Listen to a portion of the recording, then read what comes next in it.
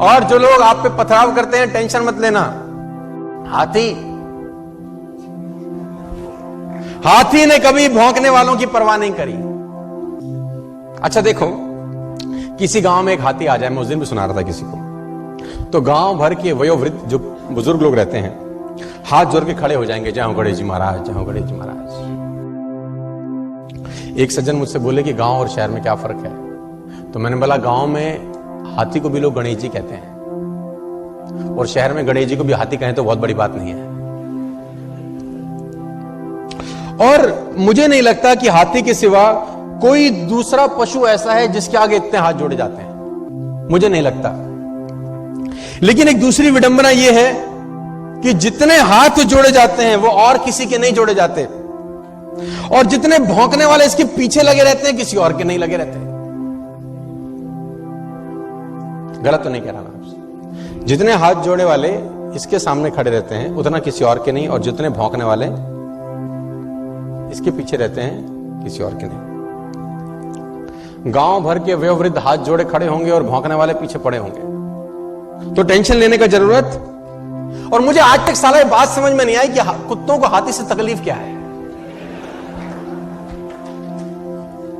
हमको कुत्तों की बात समझ में नहीं आती, उनको हमारी नहीं आती। अगर समझ में आती तो हम पूछते कि भैया तुम्हें तकलीफ क्या है, और कुत्ते जवाब देते तो क्या देते मैं ये भी बता दूं आज आपको।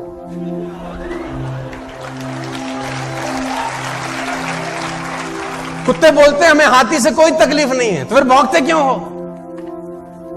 तो फिर भौंकते क्यों? बोले एक ही बात बोलते, हमें तो इसके आगे हाथ जोड़े खड़े हुए जो लोग हैं ना, वो सहन नहीं हो रहे साला।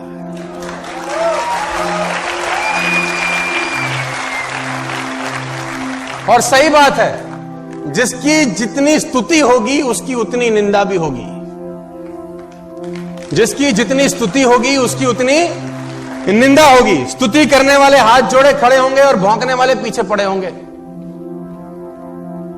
तो घबराने का जरूरत नहीं है कि अगर लोग आपको ताना मारें, टेंशन दें, आप अपना मस्त आगे आगे चलो। लेकिन दिक्कत क्या है?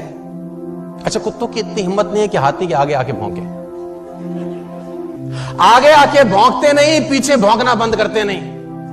लेकिन आप देखो हाथी को, देखो उसकी चाल में मस्ती बनी रहती है यार, क्योंकि वो हाथ जोड़ने वालों के पास ठहरता नहीं है और भौंकने वालों की तरफ मुड़कर देखता नहीं।